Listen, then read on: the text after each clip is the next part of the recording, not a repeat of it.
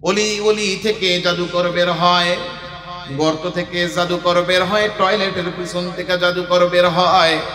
জাদুকর আসতে আসতে আসতে আসতে ফেরাউনের পক্ষে 40,000 জাদুকর জমা হয়ে গেছে। একদিকে ফেরাউনের জাদুকর 40,000, অন্যদিকে একা হযরত মুসা আলাইহিস সালাম দাঁড়িয়ে আছেন। কিন্তু হযরত মুসাকে দেখা যায় একা, কিন্তু একা না, হযরত মুসার সাথে আছেন কে? জাদুকররা যখন দেখলো মুসা সামনে একা দাঁড়িয়ে, তারা প্রশ্ন করেন, ইয়া মুসা ইম্মা আন তুতিয়া ওয়া ইম্মা আন নাকুনা নাহনুল মুলকিন। ও মুসা, তুমি তোমার জাদু আগে দেখাইবা না, আমরা আমাদের জাদু ছাড়বো? হযরত মুসা আলাইহিস সালাম আল্লাহর কাছ থেকে পয়গাম নিয়ে বলেন, বাল আলকু, আমি না, আগে তোমরা ছাড়ো তোমাদের জাদু। ফালকু হিবালাহুম ওয়া ইসিয়াহুম ইউখায়্যালু ইলাইহি মিন সিহরিহিম আন্নাহা তাসা। জাদুকরদের হাতে কারো হাতে লাঠি, কারো হাতে রশি, যার হাতে যা ছেড়ে দিল তা। পুরো মাঠটার মধ্যে 40,000 লাঠি আর রশি দিয়া লাঠি আর রশির স্তূপ হয়ে গেছে। এবার ওই লাঠি আর রশির মধ্যে সবাই জাদুর তন্ত্র মন্ত্র ছেড়ে দিছে। আস্তে আস্তে লাঠি আর রশি গুলো সাপ হইয়া পুরো মাঠের মধ্যে কিলবিল কিলবিল করা শুরু করেছে। দেখে মনে হচ্ছে সাপের পাহাড়। সমস্ত মানুষরা ভয়ের মধ্যে আতঙ্কে কাঁপাকাঁপি শুরু করে দিয়েছে। অন্যদিকে দাঁড়িয়ে থাকা হযরত মুসা আলাইহিস সালাম এতগুলো সাপ নিজের চোখের সামনে দেখে ফাআউজাসা ফি নাফসিহি খিফাতাম মুসা, তিনিও একটু অবাক হইয়া, তিনি একটু চিন্তিত হয়ে গেলেন। আরে হায়, এত সাপ দেখা যায়, কি হবে কি হবে?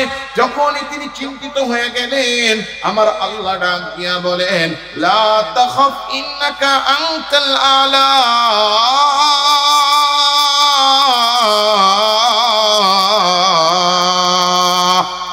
আল্লাহ ডাক দিয়া বলেন, ও মুসা, তুমি কেন চিন্তিত হও?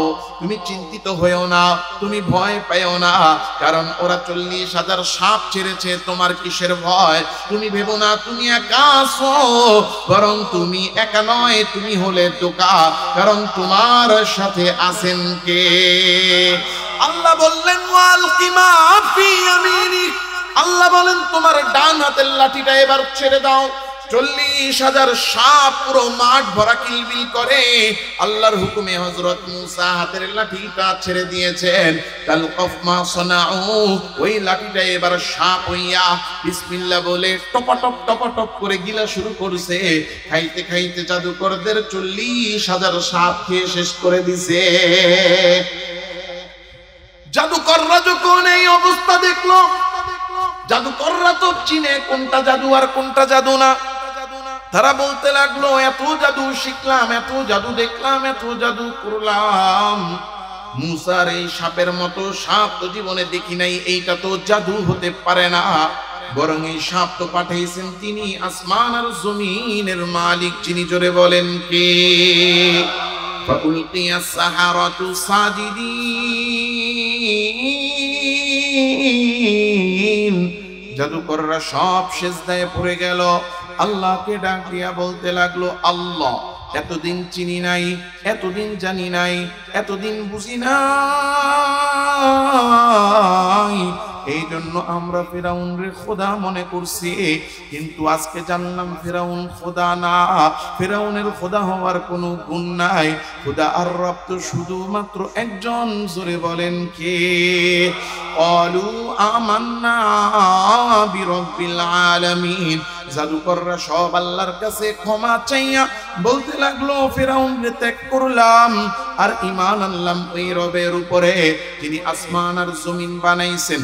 আসমান আর জমিনের রব যিনি, ফেরাউন, মুসা আর হারুনের রব তিনি, ঈমান আনলাম তার উপরে।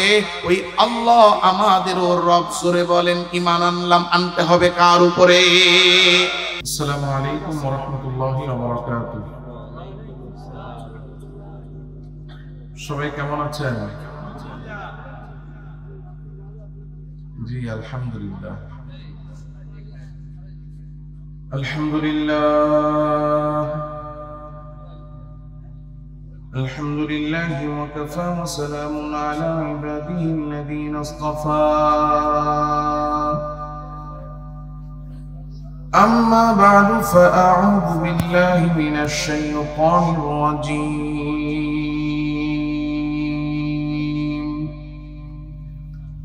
بسم الله الرحمن الرحيم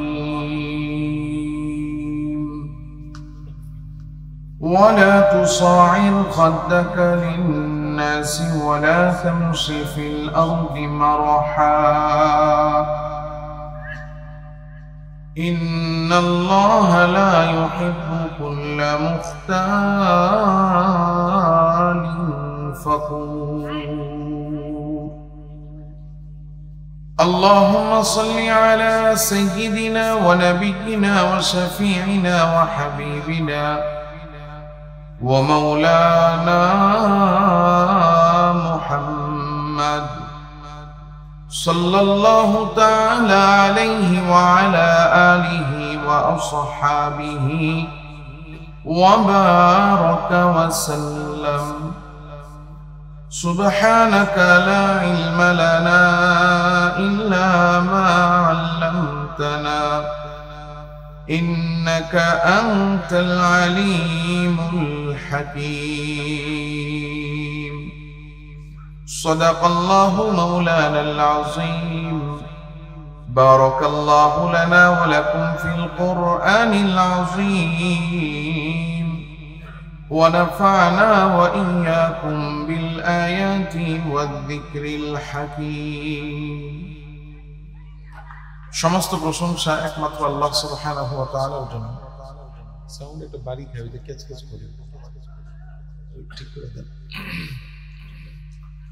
সমস্ত প্রশংসা একমাত্র আল্লাহ সুবহানাহু ওয়া তাআলার জন্য, যে মহিয়ান গরিয়ান সর্বশক্তিমান দয়ালু দাতা মেহেরবান রব্বুল আলামিন মাওলাল করিম আল্লাহ সুবহানাহু ওয়া তাআলা আমাকে আপনাকে ঘরমোড়া বাইতুল আমান জামে মসজিদের উদ্যোগে আয়োজিত আজকের এই বার্ষিক ওয়াজ ও দুয়ার মাহফিলের প্যান্ডেলে উলামায়ে কেরামের সোহবতে দ্বীনের নিসবতে কোরআনের মহব্বতে দ্বীনি কিছু কথা বলা ও শোনার জন্য আল্লাহ আমাদেরকে আসার ও বসার তৌফিক দিয়েছেন। এই জন্য আল্লাহ তাআলার কাছে কৃতজ্ঞ হয়ে কৃতজ্ঞতা আদায় করে কালিমাতুশ শুকর পাঠ করে আওয়াজ করে জোরে সোরে বলি আলহামদুলিল্লাহ।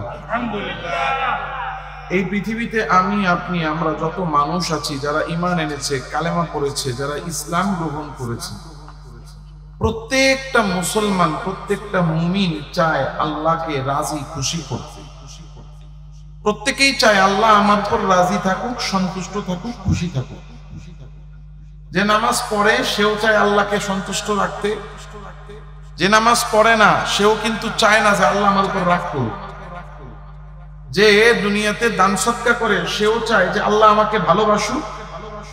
যে দান সদকা করে না, উল্টা মানুষের টাকা মাইরা খায়, সেও কিন্তু চায় না যে আল্লাহ আমারে অপছন্দ করুক, ঘৃণা করুক। আল্লাহ তাআলা রব্বুল আলামিনের ভালোবাসা প্রত্যেকটা ঈমানদার চায়, আর আল্লাহ তাআলা রব্বুল আলামিনের ঘৃণার পাত্র হতে কেউ চায় না। আল্লাহ তাআলা রব্বুল আলামিনের ভালোবাসার পাত্র হওয়ার জন্য একটা বান্দা পৃথিবীতে যত নেক আমল আছে সব নেক আমল করে ফেলেছে খুশি করার জন্য। কাকে? সব নেক আমল করে ফেলছে আল্লাহকে রাজি খুশি করার জন্য। যত নেক আমল আছে সব নেক আমল তার মধ্যে আছে। সব নেক আমল থাকার পরেও আল্লাহ ওই বান্দার উপর সন্তুষ্ট হবেন না, আল্লাহ ওই বান্দার উপর খুশি হবেন না, রাজি হবেন না যদি ওই বান্দার মধ্যে একটা মাত্র গুনাহ থাকে। নেক আমল কয়টা? সবগুলা। বলেন নেক আমল কয়টা? আপনাদের মনোযোগ আছে নি? আছে ইনশাআল্লাহ। কার কার মনোযোগ আছে একটু হাত তুলেন তো। লিল্লাহি তাকবীর। সাউন্ড কি ভালো হয় না? হ্যাঁ, সাউন্ডটা মানে নিচ্ছে না, আমার অনেক কষ্ট হচ্ছে দিতে। এটা আপনি ভালো বুঝবেন কি দেওয়া লাগবে, আর একটু ভালো করে দেন, ক্লিয়ার করে দেন। সাউন্ডটা মানে নিচ্ছে না। আল্লাহ একটা বান্দার মধ্যে নেক আমল আছে সবগুলা। বলেন নেক আমল আছে কয়টা? যত নেক আমল থাকতে পারে, ভালো গুণ থাকতে পারে, সব আছে। গুনাহ আছে কয়টা? কয়টা?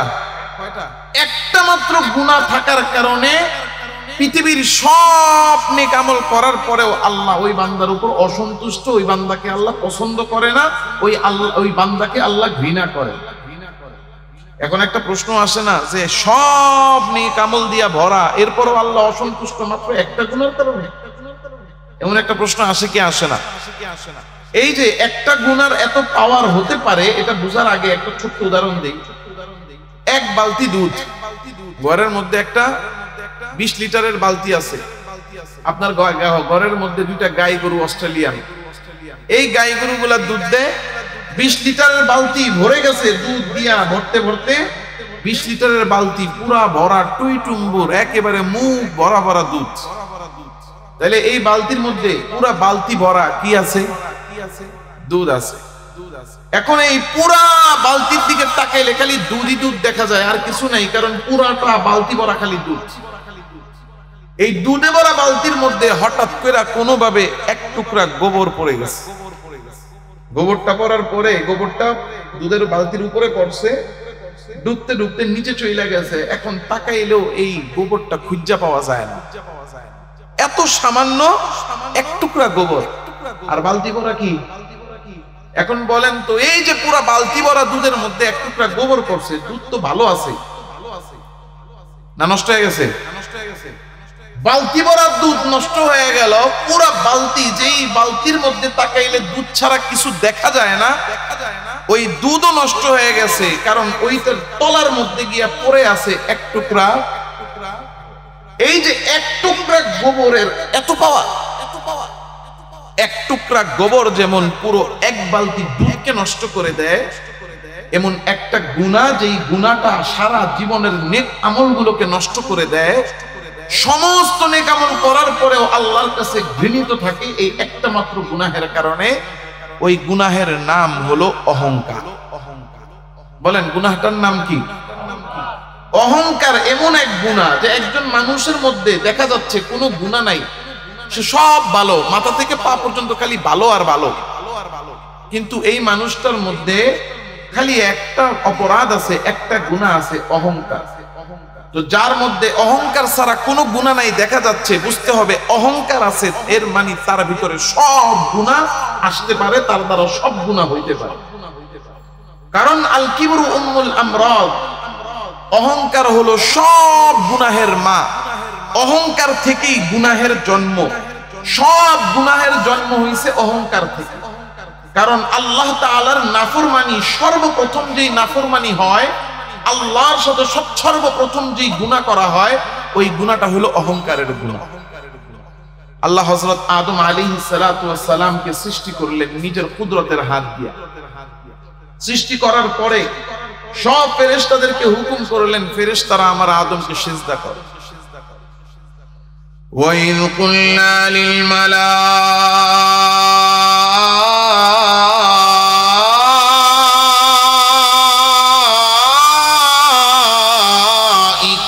اسْجُدُوا لِآدَمَ।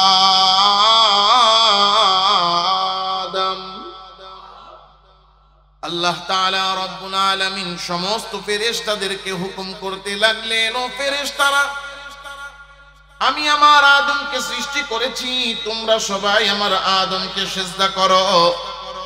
আল্লাহ যখন হুকুম করলেন সিজদা করো, সাথে সাথে ফাসাজাদু, সমস্ত ফেরেশতারা সিজদা শুরু করলো। ফেরেশতারা সবাই হযরত আদমকে সিজদা করে, কিন্তু একজন করে না। আল্লাহ বলেন ইল্লা ইবলিস, ফেরেশতারা সিজদা করে, কিন্তু ওই যে একজন কপাল পোড়া ইবলিস, ওই ইবলিস হযরত আদমকে সিজদা করে না। সবাই সিজদা করে আদমকে, কিন্তু ইবলিস করে না।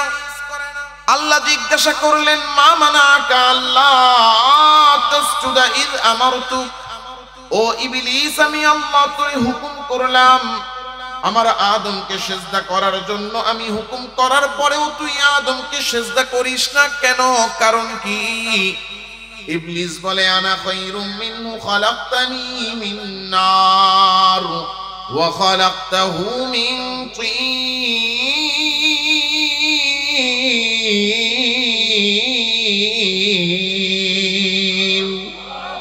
ইবলিস ডাক দিয়া বলে, আল্লাহ আমি কেন আদমরে সিজদা করব?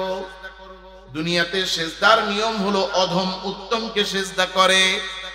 আপনি আল্লাহ, আপনি হলেন রব, আপনি হলেন সবার মালিক, আপনি সবার চেয়ে উত্তম, এই জন্য সবাই আপনাকে সিজদা করে। নিয়মিত এটা অধম উত্তমকে সিজদা করবে। আপনি আমাকে বললেন আদমকে সিজদা করতে, আমি কেন আদমকে সিজদা করব? কারণ আদম তো আমার চেয়ে উত্তম না। কারণ আপনি আমারে বানাইছেন খলাকতানি মিন নার, আগুন থেকে। আগুনের স্বভাব হলো উপরের দিকে যাওয়া। আর আদম রে বানাইছেন আপনি মাটি থেকে, মাটির স্বভাব হলো নিচের দিকে যাওয়া। যেইটা উপরে থাকে সেইটা হলো উত্তম, যেইটা নিচে থাকে সেইটা হলো অধম। তো অধম মাটির তৈরি আদমকে আমি উত্তম আগুনের তৈরি ইবলিস কেন সিজদা করব? কারণ আনা খায়রুম মিনহু, আমি তার চেয়ে উত্তম, এই জন্য আমি তারে সিজদা করি নাই। আল্লাহ তাআলা রব্বুল আলামিন ইবলিসকে বলে, ও ইবলিস, সিজদার হুকুম তো তোরে আদম করে নাই। সিজদার হুকুম যদি তোরে আদম করতো তাইলে না উত্তম আর অনুত্তমের প্রশ্ন আসতো। কারণ সিজদা না কইরা তো আদমের অসম্মান হয় নাই, সিজদা না করার দ্বারা অসম্মান হয়েছে তার। তোরে হুকুম করেছেন যিনি, তুই অসম্মানিত করেছিস তারে। আর হুকুম তো তোরে আদম করে নাই, হুকুম করেছেন, জোরে বলেন ডাক দিয়া তিনি কে? আবা ওয়াস্তাকবারা ওয়া কানা মিনাল কাফিরিন।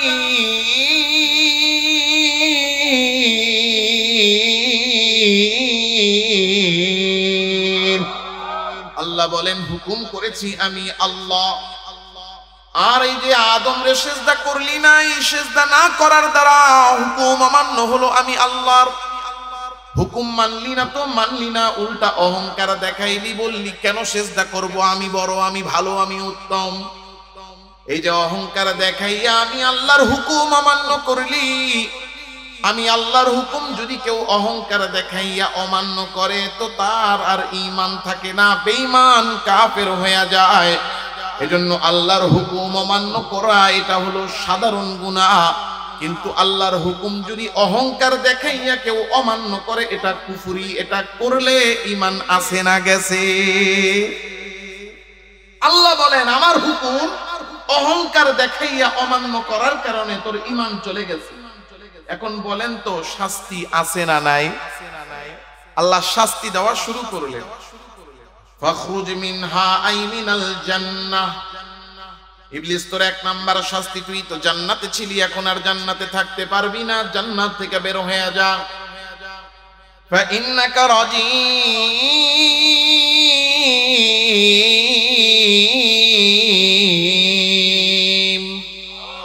আল্লাহ বলেন তোর দুই নাম্বার শাস্তি হলো আমার রহমত তোর উপর থেকে আমি আল্লাহ উঠিয়ে নিলাম, এখন থেকে তোর উপর আমার রহমত নাই।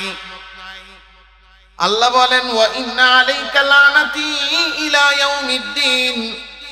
ওই ইবলিস তোর উপরে আরো শাস্তি আছে। তিন নাম্বার শাস্তি হলো আমি আল্লাহ তোর উপর চিরকালের জন্য আমার লানত দিয়া দিলাম। এক নম্বরে আল্লাহ জান্নাত থেকে বের করে দিলেন। দুই নাম্বার শাস্তি আল্লাহ তারে রহমত থেকে বঞ্চিত করলেন। তিন নাম্বার শাস্তি আল্লাহ ইবলিসের উপরে চিরকালের জন্য লানত দিয়া দিলেন। ইবলিস অপরাধ করেছে একটা, বিনিময়ে আল্লাহ শাস্তি দিলেন তিনটা। একটা মাত্র অপরাধের কারণে তিনটা শাস্তি। বলেন তো শাস্তিগুলা ছোট শাস্তি না বড় শাস্তি? এত বড় বড় তিনটা শাস্তি যেই এক অপরাধের কারণে হয়, ওই অহংকার আল্লাহর কাছে ছোট গুনাহ না বড় গুনাহ?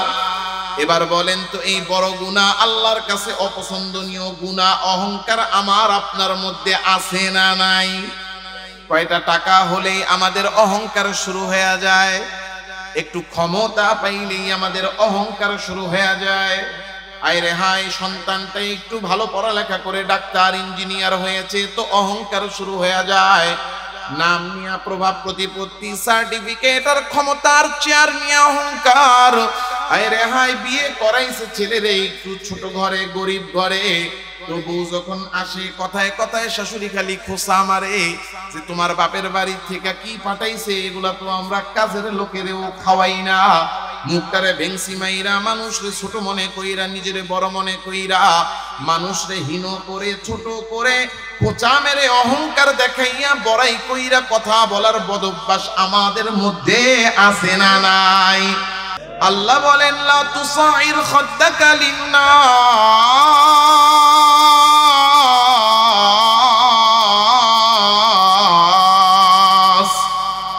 আমার আল্লাহ বলেন ও বান্দা, অহংকার দেখাইয়া, চেহারাটারে কুচকাইয়া, মুখটারে ভেঙচাইয়া, কপালটারে বাঁকা কইরা, ঠোঁটটারে বাঁকা কইরা, অহংকার দেখাইয়া নিজে অনেক বড়, সামনের মানুষটারে তুচ্ছ মনে করে অহংকার দেখাইয়া কথা বলো না।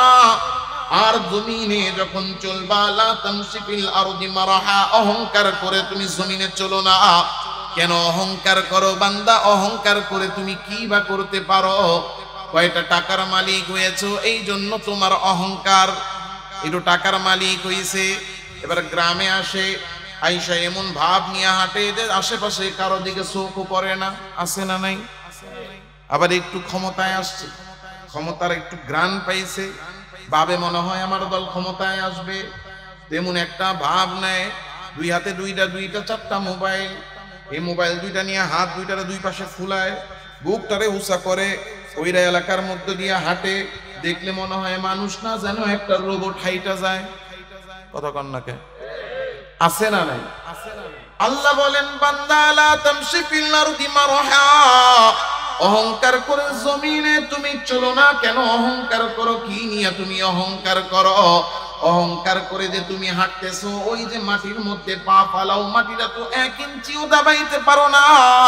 ইন্নাকা লান তাখরিকাল আরদা ওয়া লান তাবলুগাল জিবালা তুলা। আবার যখন অহংকার কইরা মাটি থেকে পা উঠাও, তখন পাহাড়ের চূড়া পর্যন্ত তো পৌঁছাইতে পারো না। তাইলে অহংকারটা করো কি নিয়া বান্দা? অহংকার করো কি নিয়া? আর যেই জিনিস নিয়ে অহংকার করো, ওই জিনিস একটারও মালিক তো তুমি না। তোমার অহংকার তোমার বাড়ি আছে, তোমার অহংকার তোমার গাড়ি আছে, তোমার অহংকার তুমি টাকাওয়ালা, তোমার অহংকার তুমি ক্ষমতাওয়ালা না। বান্দা এইগুলা নিয়ে তুমি অহংকার করো না, কারণ যেই টাকা নিয়ে অহংকার করো, ওই টাকার মালিক তো তুমি না। যেই বাড়ি নিয়ে তুমি গর্ব করো, অহংকার করো, ওই বাড়ির মালিক তুমি না। যেই জমি নিয়ে তুমি অহংকার করো, ওই জমির মালিক তুমি না। যেই ক্ষমতার চেয়ার নিয়ে তুমি অহংকার করো, ওই ক্ষমতার চেয়ারের মালিকও তুমি না। কারণ মাটির দিকে তাকাইয়া দেখো, এই দোহার আলামিন বাজারের এই জমিন তো 100 বছর আগেও ছিল। 100 বছর আগে তুমি ছিলা না, 100 বছর পরেও এই জমি থাকবে, 100 বছর পরেও তুমি থাকবা না। তাইলে অহংকার করো কি নিয়া? আজকে তুমি বলো আমার ক্ষমতা, তাকে দেখো 5 বছর আগেও এই ক্ষমতার চেয়ার তোমার ছিল না। যে চেয়ারে ছিল সে চেয়ারে নেই, এমনকি দেশেও থাকার সাহস তার নাই। আবার 5 বছর 10 বছর পরে দেখা যাবে তুমি আজকে ক্ষমতার দম্ভ দেখাও, 5 বছর পরে দেখা যাবে তোমার এই চেয়ার থাকবে না, দেশে থাকার সুযোগও থাকবে না। তাইলে অহংকার করো কি নিয়া বান্দা? যে টাকা পয়সা বাড়ি গাড়ি ক্ষমতা নিয়ে তুমি অহংকার করো, মানুষের উপর যেই ক্ষমতা নিয়ে তুমি জুলুম কইরা নিজের ক্ষমতাবান মনে করো, এই কোনো কিছুর মালিকই তুমি না।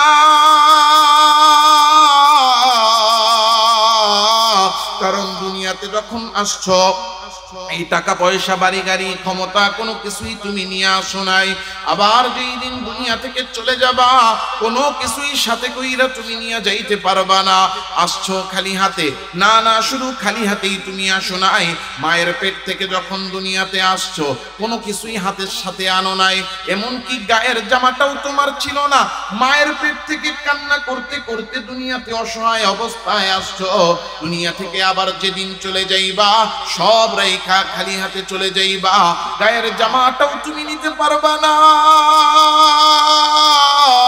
তোমার গায়ের জামাটা যখন খাটিয়ার মধ্যে শোয়াবে গোসল করাইতে, গায়ের জামাটা খুলে ফেলবে, খুলতে যায় দেখবে হাড্ডিগুলা শক্ত হয়ে গেছে, শরীর থেকে জামাটারে বের করা যায় না।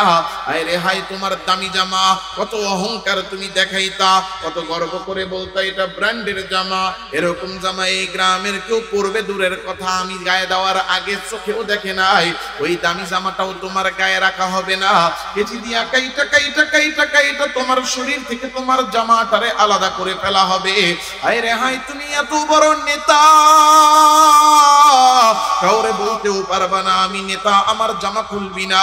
তুমি এত টাকাওয়ালা, বলতেও পারবা না আমার আলমারিতে দামি দামি জামা আছে, নতুন ইনটেক জামা আছে, ওইটা পরাইয়া দাও। বলার কোনো ক্ষমতা থাকবে না। আসছো খালি হাতে, যাওয়ার সময় গায়ের জামাটা খুইলা তিনটা সাদা কাপড়ে পরাইয়া তোমারে দুনিয়া থেকে বিদায় করা হবে। হায় রে হায়, এত ক্ষমতাওয়ালা নেতা তুমি, ওই কাফনের কাপড়টাও চাওয়ার মতো ক্ষমতা তোমার থাকবে না। পাড়া প্রতিবেশী আত্মীয় স্বজন দয়া করে মায়া করে ওই জামা পরাইলে তোমার কপালে কাফনের কাপড় জুটবে, নাইলে কাফনের কাপড়টাও তুমি নিজে নিজে চাইয়া পইরা যাইতে পারবা না। তাইলে অহংকার করো কি নিয়া? যেই বাড়ি গাড়ি ক্ষমতা টাকা পয়সা নিয়ে তুমি অহংকার আর গর্ব করো, তার একটারও মালিক তুমি না। এই সমস্ত কিছুর মালিক শুধুমাত্র, জোরে বলেন কে? এই জিনিসের মালিকই তুমি না। আসছো খালি হাতে, যাবা খালি হাতে, দুনিয়ার জিনিস দুনিয়ায় রয়ে যাবে। যেই জিনিসের মালিক তুমি না, ওই জিনিস নিয়ে গর্ব করা তোমার সাজে না। গর্ব যদি করতে হয় করতে পারেন তিনি, এই সব কিছুর মালিক যিনি, জোরে বলেন তিনি কে? ওয়ালাহুল কিবরিয়া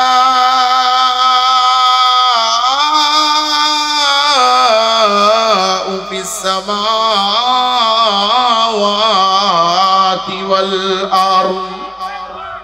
আল্লাহ বলেন আসমান আর জমিনে আছে যা, গর্ব যদি করতে হয় নিয়ে তা করতে পারেন তিনি, এই সব কিছুর মালিক যিনি। আর এই সব কিছুর মালিক আর কেউ না, জোরে বলেন কে?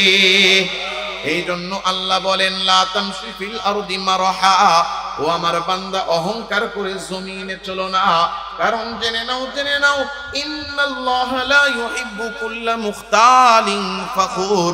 দুনিয়াতে যারা অহংকার করে, আমি আল্লাহ কোনো অহংকারীকে বিন্দু পরিমাণও পছন্দ করি না। অহংকার করবে যে আল্লাহর কাছে ঘৃণিত আর অপছন্দনীয় সে। অহংকার করবে যারা আল্লাহর আযাবে পতিত হবে তারা। অহংকার দেখাবে যে আল্লাহর আযাবে পড়বে সে। কারণ আল্লাহ বলেন দুনিয়াতে যেই জিনিস নিয়ে তুমি গর্ব করো, অহংকার করো, ক্ষমতা টাকা পয়সা, দুনিয়ার প্রভাব প্রতিপত্তি যশ খ্যাতি নাম, এইগুলা কি তোমাদের অর্জন না আল্লাহর দান? আল্লাহ তোমাকে দয়া করে নিয়ামত দিয়েছেন, নিয়ামত পাইয়া অহংকার করতে হয় না, শুকরিয়া আদায় করতে হয়। অহংকার যদি করো তো নিয়ামত পাওয়ার পরে অহংকার করলে আমি আল্লাহ কেমন শাস্তি দেই, ফেরাউনের দিকে তাকায়া বলে। ফেরাউনকেও ক্ষমতার নিয়ামত দিয়েছেন কে? জোরে বলেন কে? আমি আর আপনি ক্ষমতা পাইলে ভুলে যাই যে উপরে আল্লাহ আছে, আল্লাহ দেখতেছে। ক্ষমতাটা পাওয়ার আগেই বাজারের মধ্যে দাঁড়ায়, এই আমার দল ক্ষমতায় আসতেছে, এখন থেকে মাসে মাসে চান্দা দিবি না, এই দোকানের শাটার খুলতে দিব। কথা কন না কেন?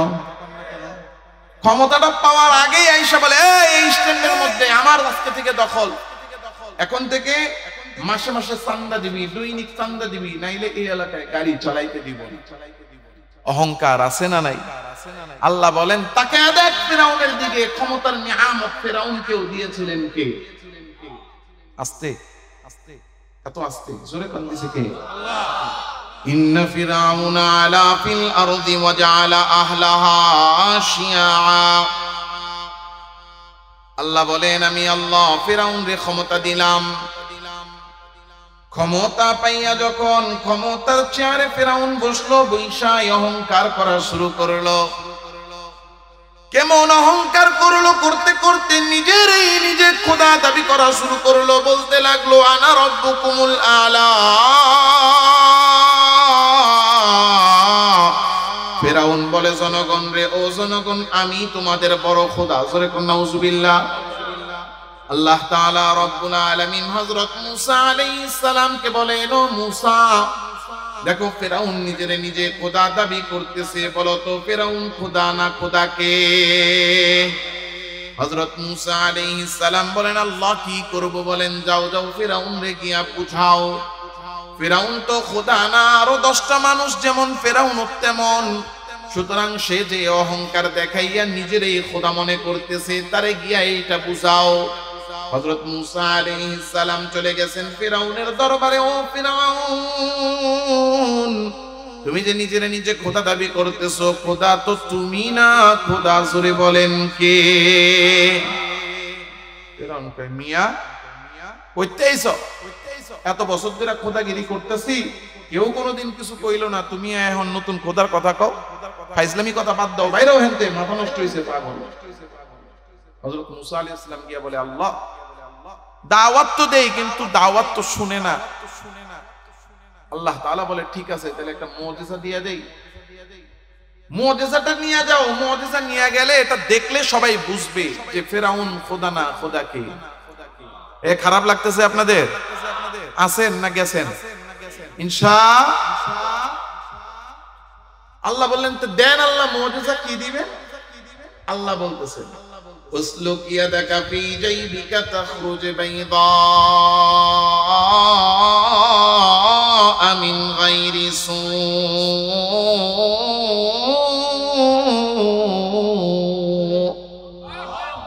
আল্লাহ বলেন মুসা তোমার হাত তোমার বগলের নিচে আস্তিনের নিচে ঢুকাও।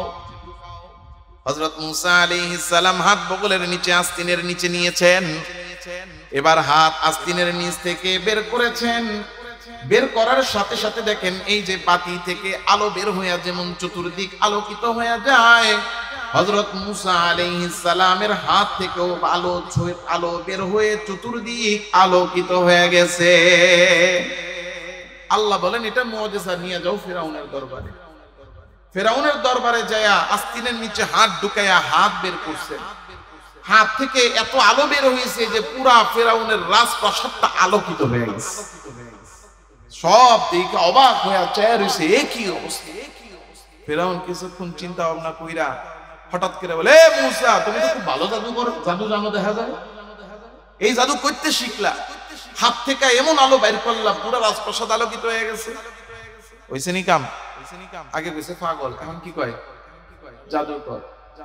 মুসা আলাইহিস সালাম গিয়া বলে আল্লাহ মুজিজা তো দেখাইলাম, আমার কয় জাদুকর, আমার কথা তো মানে না। আল্লাহ বলে মানবো কেমনে, কারণ সোজা আঙ্গুলে তো ঘি উড়ে না, ঘি উড়াইতে হইলে কি করতে হয়, আঙ্গুল বাঁকা করতে হয়। তো খালি হাতে গেছো, তোমার কথা কেমনে মানবে? আল্লাহ তাহলে কিছু আরো কিছু দেন। দিমু কেমনে, তোমার হাত তো খালি না, খালি হাতে না দেওয়া যায়, তোমার হাতে যেন কি আছে। মা তিলকা বিয়ামিনিকা ইয়া মুসা, মুসা তোমার হাতে যেন কি আছে, ওইটা কি? ইয়া সা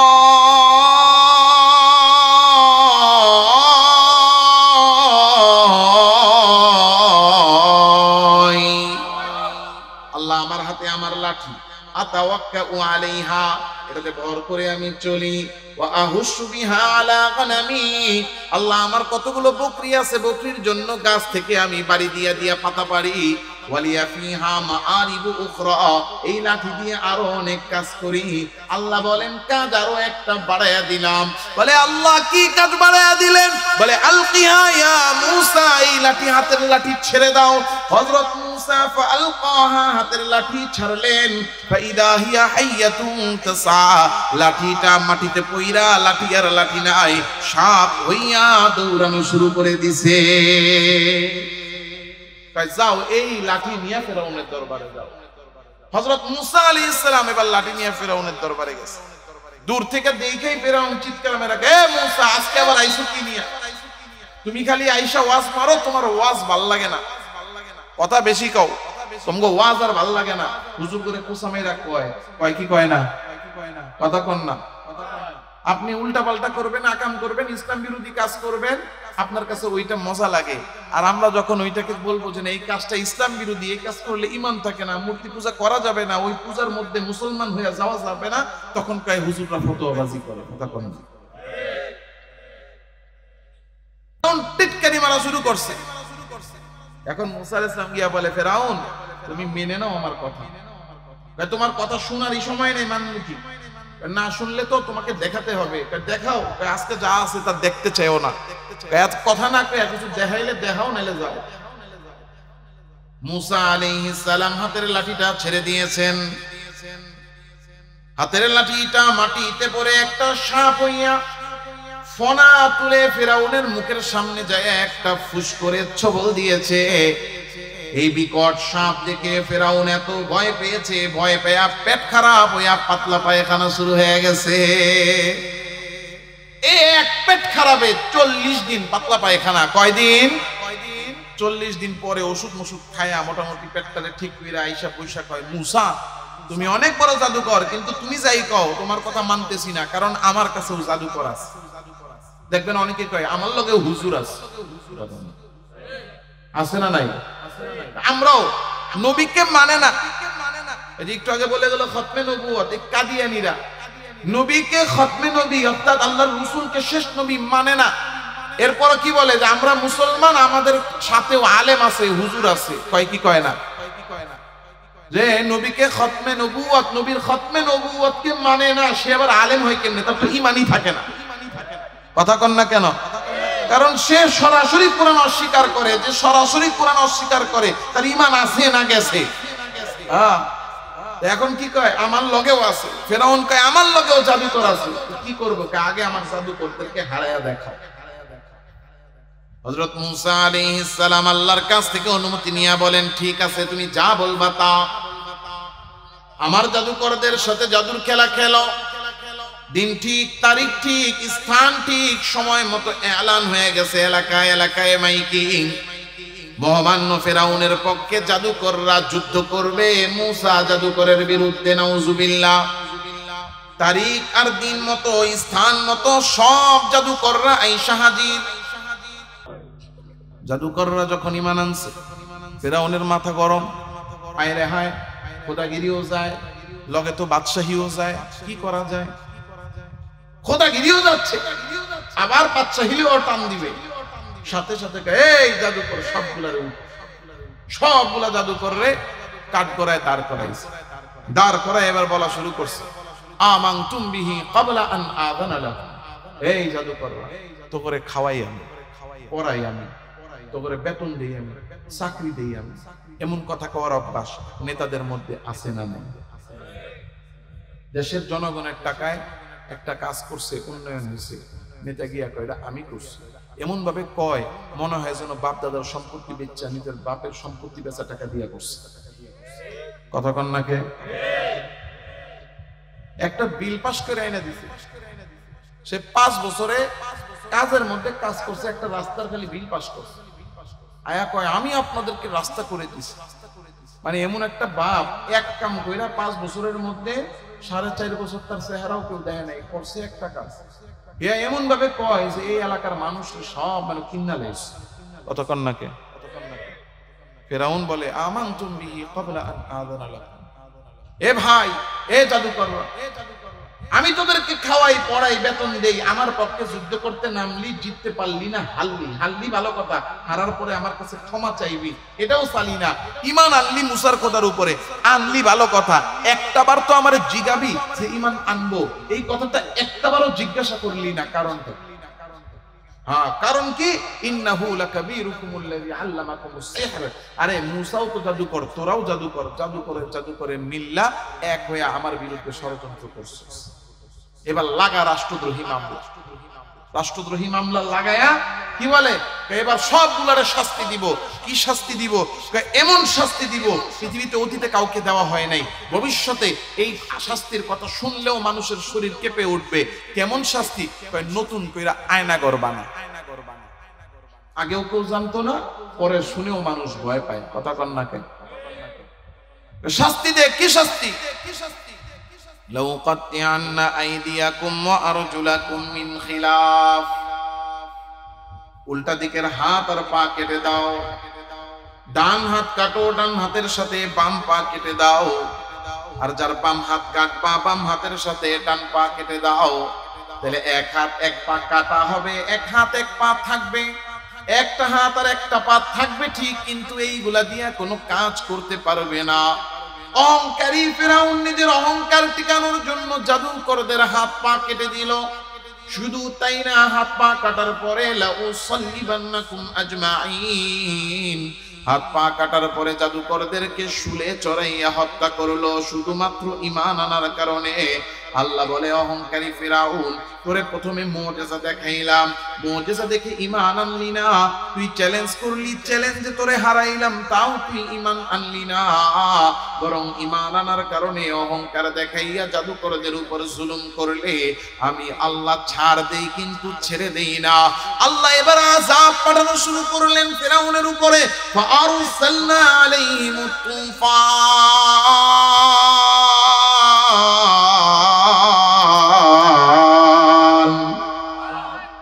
আল্লাহ ফিরাউন আর তার বাহিনীর উপরে তুফান পাঠাইয়া দিলেন। আইরে হায়, এমন তুফান শুরু হয়েছে, তুফানে বাড়িঘর সব লন্ডভন্ড। জনগণ গিয়া বলে, ও ফিরাউন, এই তুফান বন্ধ না হলে তো আমাদের জীবন আর বাঁচবে না, বাড়িঘরের চাল নাই। ও আমাদের বাদশা ফিরাউন, খোদা ফিরাউন, তাড়াতাড়ি এই তুফান আপনি বন্ধ করেন। কিন্তু তুফান বন্ধ করার ক্ষমতা তো ফিরাউনের নাই। তুফান পাঠাইছেন যিনি, বন্ধ করলে করতে পারেন তিনি। জোরে বলেন কে? ফিরাউন দেখে এই তো খোদাগিরি যাচ্ছে, চুপে চাপে হযরত মূসার কাছে গিয়া বলে, ও মূসা, তোমার খোদারে কেউ তাড়াতাড়ি তুফান বন্ধ করতে। কয় তুমি ঈমান আনলেই তুফান বন্ধ হবে। কয় যদি পরে না করে, আগে তোমার খোদারে কেউ তুফান বন্ধ করতে, বন্ধ করলে আমি ঈমান আনবো। কথা কম না। এরকম বাটপারি আমাদের মধ্যে আছে না নাই? সারা জীবন করছে চুরি বাটপারি, কেমনে কেমনে দল কইরা বাস নমিনেশন পায় পায় ভাব গিয়া কয় যে আমি আপনাদেরই সন্তান, একটা বার ভোট দিয়ে আমারে জিতাইয়া দেন, আপনাদের খেদমত করব। না না, মূল উদ্দেশ্য হইল এতদিন চুরি করতাম বেআইনি ভাবে, কোনো সার্টিফিকেট ছিল না, এবার ভোট দিয়া আমারে কি করেন, চুরি করার লাইসেন্স দিয়ে দেন। কথা কন, কথা কন। গিয়া কয় যে তোমার খোদারে কাও আগে তুফান বন্ধ করতে, পরে আমি ঈমান আনবো। দেখেন না, আমগো এলাকার মধ্যে দিই, বিভিন্ন এলাকায় যে সবচেয়ে বড় চোরা, সবচেয়ে বড় সুদখোর, সবচেয়ে বড় পাটপাট, সে গিয়া মারামারি পারাপারি কইরা এলাকার মধ্যে গ্যাঞ্জাম লাগায়া পরে গিয়া ওই মসজিদ কমিটি, মসজিদ কমিটি হইয়া কি করে, মসজিদের টাকা লইয়া দেয় টান। আমার নিজের এক মসজিদ, আমি যতগুলো মসজিদের খেদমত করছি এর মধ্যে একটা মসজিদের খবর 30 বছর পর্যন্ত মসজিদের হিসাব কাউরে দেয় না। চিন্তা করতে পারেন? এমন মসজিদের নামাজ পড়াইছি, 4 বছর নামাজ পড়াইছি, 4 বছরে দেখি নাই মসজিদ কমিটি কোনোদিন হিসাব দিতে যে এই বছরে আমাদের এত টাকা আয়, এত টাকা দেয়। এরকম চোরা আমাদের সমাজের দায়িত্বে আছে না নাই? কথা বলেন। আল্লাহ এই চোরাদের থেকে আমাদের দেশটারে, আমাদের সমাজকে, বিশেষ করে আমাদের প্রত্যেকটা ব্যক্তিকে আল্লাহ হেফাজত করে বলে আমিন। আল্লাহ এদেরকে হেদায়েত দিলে দেন, নাইলে আপনার কাছে নিয়ে যান। আমি কি খারাপ কিছু কইছি? হেদায়েত চাইছি না? হেদায়েত চাইছি। আল্লাহ যদি এদের হেদায়েত না থাকে তো আমাদেরকে আপনি হেদায়েতের উপর উঠার জন্য এদের থেকে আলাদা করে দেন। আমিন কোন না? আমারে দাও, তুমি আগে বলো তোমার খোদারে তুফান উড়াই। আল্লাহ তাআলা রব্বুল আলামিন বললেন, হে মূসা, ঈমান আনবে তো? আল্লাহ বলছে তো আনবে। দেখেন না, আল্লাহ কয় যা দিলাম তুফান বন্ধ করে। আল্লাহ তুফান বন্ধ করছে, পরে সকালবেলা, রাত্রে তুফান বন্ধ হয়েছে, সকালে গিয়া কি ঈমান আনবে? গিয়া কয় জনগণ তোমাদের কষ্ট হচ্ছিল, এই জন্য আমি তুফানটা বন্ধ করে দিছি। নাউজুবিল্লাহ কইবেন না? হ্যাঁ, চুরি করে কুল পায় না, হ্যাঁ বলে জনগণ রে দাও। কথা কয় না? কি আপনারা রাগ করতেছেন? আল্লাহ তাআলা রব্বুল আলামিন বলেন, তুই মনে করছিস আমার কাছে আর আযাব নাই? আল্লাহ তাআলা রব্বুল আলামিন বললেন, ঠিক আছে দাঁড়া। আল্লাহ এবার আযাব পাঠিয়ে দিয়েছেন, পঙ্গপালের আযাব। পঙ্গপাল চিনেন তো? ছোট ছোট ফরিন যাকে যাকে আসে, আয়সা ক্ষেত খামার গোডাউনে যেখানে যা খাবার আছে খাইতে খাইতে সব শেষ, দৌড়ে আসছে মহামান্য ফেরাউন। পঙ্গপাল তো সব খেয়া শেষ করে দিচ্ছে, সব খেয়া শেষ করে দিচ্ছে। তাড়াতাড়ি পঙ্গপাল থামান, নাইলে খাওন শেষ হইলে মানুষ খাওয়া শুরু করবে। দৌড়ে গেছে মূসা, তোমার খোদারে বলো পঙ্গপাল সরাইয়া দিতে। তুমি ঈমান আনো? এবারকার যদি সরাইয়া দেয় তাইলে ঈমানটা আনবে। বলে সত্যি আনবা তো? বলে আনবো। আল্লাহ পঙ্গপাল আপনি উঠে আনেন। আল্লাহ কয় ঈমান আনবো? কইছে তো আনবো, দেখি না আনি কিনা। আল্লাহ যা, চান্স দিলাম। আল্লাহ পঙ্গপালের আযাব উঠে আনিছে, কপাল পোড়া ঈমান আনে না। ঈমান না আইনা সকালে গিয়া কয় তোমাদের কষ্ট হচ্ছিল, এই পঙ্গপাল সরাইয়া দিছে। এমন ক্রেডিট নেওয়ার বদ অভ্যাস আমাদের মধ্যে আছে না নাই? সে কিচ্ছু করে নাই, আয়া খালি ক্রেডিট নেয়, আমি করছি, আমার দ্বারা হয়েছে, আমি হারে গিয়া কইছি, এর লেগা হয়েছে। কথা কন না?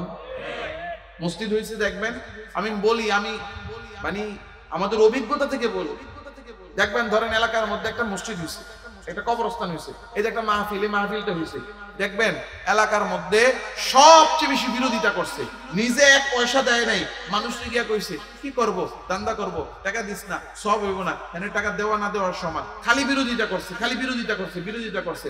যদি কোনোভাবে সফল হয়ে যায়, মসজিদ দাঁড়ায় গেছে, কবরস্থান হয়ে গেছে, মাদ্রাসা হয়ে গেছে, মাহফিলটা সুন্দর হয়েছে, পরের দিন গিয়া কইব আমি তো করছি, আমি কইছিলাম এমনি কইতে, আমি কইছিলাম এই বক্তাটা দাওয়াত দিতে, আমি তো অ্যাপ্রুভাল দিছি যে হ্যাঁ জন কইছে এই বক্তা দাওয়াত দিমু, আমি কইছি হ্যাঁ দিও। ক্রেডিট নাই, কথা কন না? ফেরাউন কয় আমি এটা সরাইছি, কন্যা নাউজুবিল্লাহ। এখন ঈমান আনা বাদ, অহংকার চলতেছে। আল্লাহ বলে তুই মনে করছিস আমার কাছে আর আযাব নাই, আল্লাহ এবার পাঠাইছে উকুনের আযাব। কিসের আযাব? মাথা বড় উকুন, খালি চুলকায়, কেউ কাজ করে না। যার হাতে কলম ছিল কলম রাইখা দিছে, যার হাতে টাকা পয়সা গোনা বন্ধ, খালি চুলকায়। কি হইছে? মহামান্য ফেরাউন চুলকায়। সবাই তো চুলকাইতে পারে, কপাল পোড়া ফেরাউন চুলকাইতেও পারে না, কারণ যদি ও চুলকায় তো সবাইকে খোদারে ওদিহি চুপ কামড়ায়। এখন গিয়া কয় মহামান্য ফেরাউন তাড়াতাড়ি উকুন সরাইয়া দেন। গিয়া কয় ও মুসা তোমার খোদারে কও উকুন সরাইতে, তুমি ঈমান আনবা? এবার ঈমান আনবো কইলাম। গিয়া বলে আল্লাহ উকুন সরাইয়া দেন। আল্লাহ সরাইয়া দিছে। সকালে আইসা কয় দেখো তো মাথাগুলা ঝাড়া দিয়া উকুন আসেনি? কয় নাই। আমি রাত্রেবেলা উকুন গুলারে বলছি সরা যেতে, সরা গেছে। আল্লাহকে তুই মনে করছিস আমার কাছে আর আযাব নাই? আল্লাহ এবার পাঠাইছেন ব্যাঙের আযাব। যেখানে যায় খালি ব্যাঙ। খাইতে গেছে, গিয়া দেখে পাতিলের ঢাকনা উঠাইছে ভাত নেওয়ার জন্য, দেখে লাফ দিয়ে ব্যাঙ বেরিয়েছে। বিছানায় গেছে ঘুমাইতে, গিয়া দেখে ব্যাঙেরা বিছানা দখল করে রাখছে। আরে খাওয়াও বন্ধ, ঘুমও বন্ধ, সব বন্ধ। এমনকি বাথরুমে গেছে বাথরুম করতে, লুঙ্গি উড়ে বইছে, সারার আগেই নিচ থেকে ব্যাঙ লাফ দিয়ে উড়ে, ওইটা মেশিন টেশিন যা আছে লাফা দিয়া শেষ। এখন গিয়া কয় মুসা তোমার খোদারে কও ব্যাঙ সরাইতে, খাওয়াও বন্ধ, ঘুমও বন্ধ, বাথরুমও বন্ধ। ঈমান আনবা? আনবো। আল্লাহ তাআলা রাব্বুল আলামিন সকালে দেখে গিয়া বলতেছে আল্লাহ সরাইয়া দিবেন ব্যাঙ। গিয়া কয় আমি সরাইছি। কন্না নাউজুবিল্লাহ। আল্লাহ এবার দিবেন রক্তের আযাব। কেমন কঠিন আযাব! গ্লাস ভরা পানি, জগ ভরা পানি খাওয়ার জন্য গ্লাসে ঢালছে, ঢাইলা মুখের সামনে নিচে দেখে রক্ত হয়ে গেছে। মুফাসসিরিনে কেরাম লিখছেন যেখানেই পানি পান করতে যায় পানি রক্ত হয়ে যায়। সমুদ্রের মধ্যে, নদীর মধ্যে নাইমা পুরা নদীর পানি, এই নদীর পানি থেকে হাতের কোচে কইরা পানি উঠাইছে, নদী ভরা যা আছে পানি, হাতে যা উঠাইছে উঠায় দেখে রক্ত। তাড়াতাড়ি দৌড়ায় গেছে, মুসা তোমার খোদারে বলো এই রক্তের আযাব উঠাইয়া দিতে। আল্লাহ কয় ঈমান আনবো? কয় তো ঈমান আনবো। আল্লাহ আযাব উঠাইয়া দিছে। এখন বৈশা গবেষণা করে, একটার পর একটা মুসিবত আসতেই আছে, বাঁচার তো কোনো উপায় নেই, কি করা যায়? একজনের বুদ্ধি দেয়, ও মহামান্য ফেরাউন মাথা আছে এই জন্য না ব্যথা আছে, মাথা থাকবে না ব্যথাও থাকবে না। মানে কি?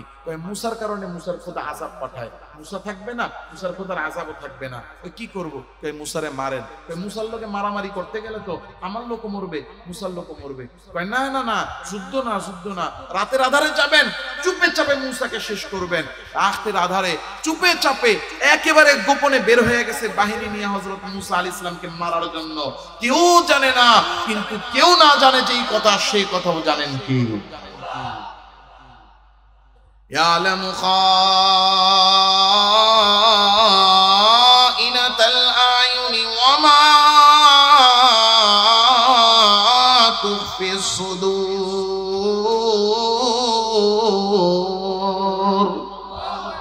আপনি ভাবতেছেন আমি ভাবতেছি, আমি ছাড়া আর কেউ জানে না, কেউ টের পায় না। টেবিলের উপর দিয়া লেনদেন করলে দেখা যাবে সিসিটিভি ফুটেজে, এই জন্য নিজ দিয়া লেনদেন করে। নিজের হাতে নিলে হয়তো বা কোনো জায়গা থেকে ক্যামেরায় ধরা পড়তে পারি, এই জন্য নিজের হাতে লেনদেন করে না। বলে ওই যে দেখেন ওখানে একটা চায়ের দোকান দেখা যায়, ওই জায়গায় টাকা দিয়া যান। এই সিস্টেম আছে না নাই? সরকারি অফিসে যাবেন, মানে সব জায়গায় না, মানে দুই একটা ঘটনা এরকম অনেক জায়গায় হয়, আমরা শুনছি। আর আমার জীবনের বাস্তব একটা ঘটনা শোনাচ্ছি। দোকানে অফিসে গেছে, স্যার বলছে ফাইল পাস হবে না। তো ফাইল পাস করার জন্য স্যাররে কি দিতে হবে? তোহফা দিতে হবে। হালাল না হারাম? হ্যাঁ। এখন স্যার নিজে নিলে তো ধরা, বলে আপনার ফাইল পাস হয়ে যাবে। স্যার ফাইলটা পাস হয়েছে? কেন? ফাইল পাস হয়ে যাবে। কি লাগবে? এটা লাগবে। স্যার নিয়ে আসছি, দিচ্ছি। না না না, এখানে না, এখানে না, ওই যে অফিসের বাইরে গিয়ে দেখবেন সামনে একটা চায়ের দোকান আছে, টং দোকান, ওই টং দোকানে গিয়ে রেখে আসবেন। আসতে আসতে দেখবেন ফাইল পাস হয়ে গেছে। ও আসতে আসতে এই ফাইল পাস হয়ে যায়। আছে না নাই? বাস্তব একটা ঘটনা শোনাই। একবার এয়ারপোর্ট যাচ্ছি মাহফিলের জন্য, তো খুব তাড়াহুড়া, ফ্লাইট ধরতে হবে। তো আমার এক মুসল্লি ছিল, আমি তখন কেরানীগঞ্জে, তার নাম আলামিন। তার একটা হুন্ডা ছিল, বাইক ছিল, সে ওই ভাড়ায় বাইক চালাতো। মাহফুজ, তার নাম হলো মাহফুজ। তার বাইক ছিল, তার বাইকে আমি বিভিন্ন জায়গায় যখনই কোথাও যাইতাম, তো আমি তারা ফোন দিয়া বলতাম, মাহফুজ ভাই অমুক জায়গায় যেতে হবে, আপনি তাড়াতাড়ি আসেন, এয়ারপোর্ট যাব। সে আমাকে নেওয়ার জন্য আসছে, বা এয়ারপোর্ট থেকে আসবো, কোন জায়গায় গিয়েছি ওখান থেকে আসবো সম্ভবত। এয়ারপোর্ট থেকে আসার সময়, হ্যাঁ আসার সময় মনে পড়ছে, এয়ারপোর্ট থেকে আসতেছি আসার সময়। তো যখন আসতেছি তখন আমরা ওই ঢাকা মেডিকেলের এই সাইডটা দিয়ে ফ্লাইওভারে উঠি, গুলিস্তান ফ্লাইওভারে, দত্তাবাড়ি ফ্লাইওভারে। তো ওই জায়গায় একটা মাজার আছে, এই মাজারের কোনটা দিয়ে উঠতে যাব, তো সম্ভবত যাইতে হবে ডান সাইড দিয়ে। সে বাম সাইড দিয়ে ঢুকে গেছে। বাম সাইড দিয়ে যখন ঢুকছে তখনই স্যার তারে থামাইছে, এই দাঁড়া। বুঝছেন নি ঘটনা? স্যারে কি করছে? থামাইছে। সঠিক রোড দিয়ে আসে নাই, ব্যাঠিক রোড দিয়ে আসে। থামে কাগজ দেন। কি দেন? কাগজ দেন। এখন কাগজ নিয়ে চলে গেছে সামনে, কারণ ওই জায়গায় তো কথা বলবে না। আমি, আমার কাজ ছিল কাগজ নেওয়া, নিয়ে নিছি। আমার দায়িত্ব ছিল ধরা, আমি নিছি, ফেরত নেওয়ার দায়িত্ব আপনার। এখন ওই বেচারা মোটরসাইকেল আমার বসে আর এইখা গেছে সামনে। যাওয়ার পরে এখন ওই সামনে তখন চায়ের দোকান ছিল মাজারটার সাথে, ওই জায়গায় দাঁড়ায় কিছু কথা বলতেছে। স্যার মাত্র নিয়ে আসছি, তাও ইমাম সাহেবরে, ইমাম সাহেব হুজুর মাহফিলে যাবে, তারা তাড়াতাড়ি করে দিয়ে আসতে হবে, খুব তাড়াহুড়া, স্যার দিয়ে দেন কাগজটা, ভুল হয়ে গেছে আর করবো না। ওরা কার না হবে না। যাই হোক, শেষে মোটামুটি 200 টাকায় রফা দফা হয়েছে। 500 টাকা? কত আছে? স্যার নাই। কত আছে? 200 আছে। ঠিক আছে। এখন দেখ, না না না না, এখানে যাওয়া যাবে না, ওই যে চায়ের দোকান আছে ওখানে দিয়ে। ওই চায়ের দোকানে দিয়ে আসছে, ওখান থেকে সিগন্যাল পাইছে। সিগন্যাল পাওয়ার পরে কাগজ কি হয়েছে? হ্যান্ড ওভার হয়েছে। আছে না নাই সিস্টেম? এই যে আল্লাহ তাআলা রব্বুল আলামিন দেখে না, মনে করি কেউ জানতেছে না, কেউ বুঝতেছে না, ভাবি আমি আর আপনি ভাবি কেউ জানে না, কিন্তু সব জানেন আর দেখেন কে? দুনিয়াতে কোনো মানুষে, আমি রাতের আধারেও যদি কাউকে কোনো ঠকাই, ওইটার হিসাবও আল্লাহকে দিতে হবে। রাতের আধারে চুরি করে কেউ দেখবে না, কেউ জানবে না, ওইটাও জানেন কে? একাকী গোপনে এক রুমের মধ্যে দরজা জানালা লাগায়া যদি কেউ যদি কোনো গুনাহ করে, ওইটাও খবর পৌঁছে যায় কার কাছে? ইয়ালামু খাইনাতাল আয়ুনি ওয়া মা তুখফিস সুদূর।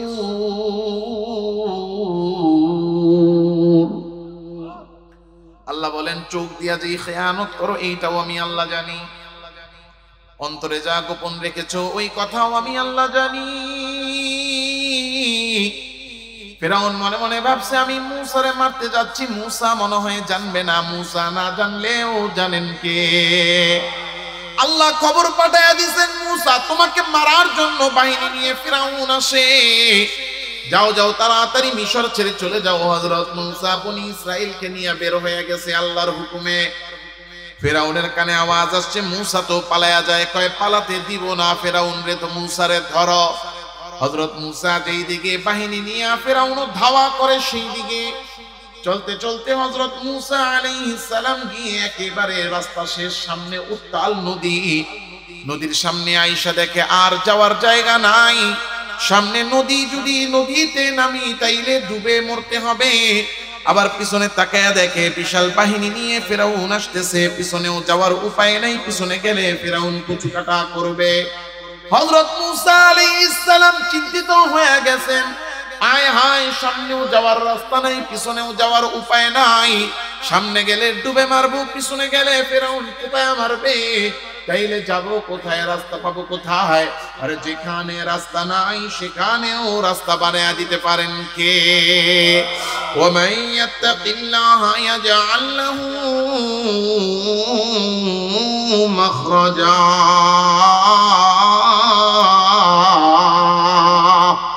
আল্লাহ বলেন, আমি আল্লাহকে ভয় করবা, আমি আল্লাহকে ভয় করে 2 নাম্বারই ছেড়ে দাও, আমি আল্লাহকে ভয় করো, ভয় করে হারাম উপার্জন ছেড়ে দাও, আমি আল্লাহকে ভয় করো, আমি আল্লাহকে ভয় করে মানুষ ঠকানো ছেড়ে দাও, আমি আল্লাহকে ভয় করে বেপরদা ছেড়ে দাও, আমি আল্লাহকে ভয় করে তুমি মিথ্যা কথা ছেড়ে দাও, আমি আল্লাহকে ভয় করে হারাম খাওয়া ছেড়ে দাও। যদি আমি আল্লাহকে ভয় করে হারাম উপার্জন, হারাম কাজ, হারাম গুনাহ যদি ছেড়ে দাও, তুমি মনে করবা আমি মনে হয় না খেয়ে থাকবো, আমি মনে হয় উপায় পাবো না। আল্লাহ বলেন, ইয়াজআল লাহু মাখরাজা, তুমি যদি আমি আল্লাহকে ভয় করো, যেখানে বাঁচার উপায় দেখবা না সেখানেও বাঁচার উপায় আর রাস্তা বানায়া দিবেন কে? আল্লাহ তাআলা রব্বুল আলামিন বললেন, মূসা ভয়ের কোনো কারণ নাই, যাও যাও, তোমার সামনে নদীর সামনে যাও, নদীর সামনে যায় হাতের লাঠিটা নাও, লাঠিটা নিয়ে নদীর পানিতে তুমি পাড়ি দাও। ফাজরিব বিআসাকাল বাহর, আল্লাহ বলেন তোমার হাতের লাঠি দিয়া এই নদীর পানিতে পাড়ি দাও। হযরত মূসা আল্লাহর হুকুমে হাতের লাঠি দিয়া নদীর পানির মধ্যে বাড়ি দিলেন। হযরত মূসা যেখানে বাড়ি দিলেন ঠিক ওই জায়গাতে নদীর পানি 2 দিকে সইরা নদীর মাঝখান দিয়া আল্লাহ তাদের জন্য রাস্তা বানায়া দিলেন। হযরত মূসা হাতের লাঠি দিয়া পানির মধ্যে 12টা বাড়ি দিয়েছেন, আল্লাহ 12টা রাস্তা বানায়া দিয়েছেন। বনি ইসরাইলের 12টা গোষ্ঠী ছিল, 12টা বংশ ছিল, তারা 12টা রাস্তা দিয়া নাইমা গেছে। তারা চলতে চলতে যখন নদীর মাঝখানে আইসা হাজির, ফেরাউন তখন বাহিনী নিয়ে নদীর পারে আইসা হাজির। আইসাই দেখে নদীর মাঝখানে এত সুন্দর রাস্তা, রাস্তা দেখাই ফেরাউনের চেলাবেলারা বলা শুরু করছে, ও মহামান্য ফেরাউন, আপনি আসছেন এই জন্য রাস্তা হয়ে গেছে। নাউজুবিল্লাহ। রাস্তা কি ফেরাউনের জন্য নাকি মূসা আলাইহিস সালামের জন্য? আচ্ছা, চাল্লি চেলা চামুন্ডার তো তেল মারার জন্য কত কথাই বলে, বলে কি বলে না? তেল মারা এটা আমাদেরও একটা জাতিগত অভ্যাস। একেবারে ছোট থেকে নিয়ে বড় সবাই শুধু তেল মারে। এই দেশে তেল এত সস্তা, তেল মারা এত বেশি আমাদের মধ্যে, তেল মারতে মারতে আমাদের সব তেলের দাম বেড়ে গেছে। কতক্ষণ নাকি তেলের দাম এত বেশি যে তেল ব্যবহার একটু কমা, একটু ফুলা, গ্যাস ব্যবহার কর। ওই গ্যাস দিয়া ফুলাইতে ফুলাইতে গ্যাসের দামও বেড়ে গেছে। কতক্ষণ নাকি 600 টাকার সিলিন্ডার 1600 টাকা। কথা কয় না? তেল তেলাইতে তেলাইতে তেলের দাম বাড়ছে, কয় একটু ফুলা, এবার ফুলাইতে ফুলাইতে গ্যাসের দামও বাড়ছে। এই তেলা তেলি আর ফুলা ফুলি আমাদের দেশে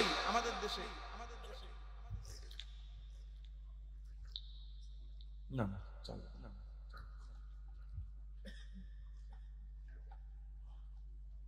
মেশিন তো আছে আপনার অনেক, যে সাউন্ড দিলেন সাউন্ডে দেন আল্লাহ। এই যে তেলা তেলিতে যেই নেতা তেলের মধ্যে পড়বে সে পিছলা খেয়ে মাজা ভাঙবে।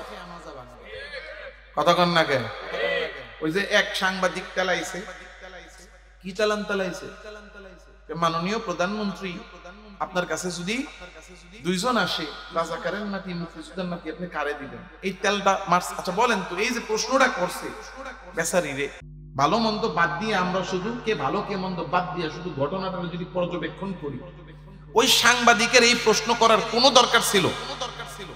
এই প্রশ্নটা করছে তেল মারার জন্য, খুশি করার জন্য। এমন তেল মারছে এই এক প্রশ্নে, এই তেলের মধ্যে পিছলা খায়া পইরা একটা গভর্নমেন্টের মাজা ভেঙে গেছে। কথা কন না কেন? পুরা একেবারে একটা সরকারের মাজা ভাঙছে, কিসের মধ্যে পিছলা খায়া? এক প্রশ্নের তেলের প্রশ্ন। এই তেলা তেলি কি খালি এখনই আছে না আগেও ছিল? ফেরাউনের তেলান শুরু করছে, মহামান্য ফেরাউন আপনি আসছেন এই জন্য রাস্তা, বলেন তো রাস্তা কি ফেরাউনের জন্য না মুসার জন্য? এবার আসেন টু দা পয়েন্ট, মূল পয়েন্টে। এতক্ষণ পর্যন্ত যা ঘটনা শুনাইলাম এই জায়গাটার জন্য। এই যে রাস্তাটা মুসা আলাইহিস সালামের জন্য হইছে, ফেরাউনের জন্য হয় নাই, এই কথাটা কেউ জানুক আর না জানুক, কেউ বুঝুক আর না বুঝুক, ফেরাউন কি জানতো না যে এই রাস্তা আমার জন্য না মুসার জন্য? জানতো কি জানতো না? জানার পরেও একটা বারও ফেরাউন বলল না যে এই রাস্তা আমার জন্য হয় নাই বা এই রাস্তায় নামা যাবে না, একটা বারও বলল না। কেন বলে নাই? কিসের কারণে? অহংকারের কারণে। কিসের কারণে? জানার পরেও সে বলে নাই অহংকারের কারণে। অহংকার এত মারাত্মক গুনাহ, অহংকারের কারণে অহংকারীর চোখ অন্ধ হয়ে যায়, তার সামনে পতন থাকে, ধ্বংস থাকে।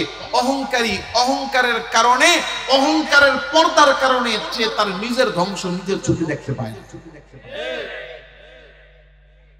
ওয়াজাওয়াজনা বিবানি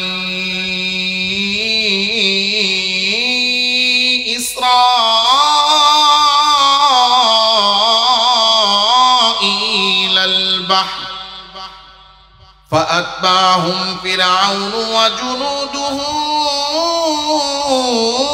بغيا وعدوا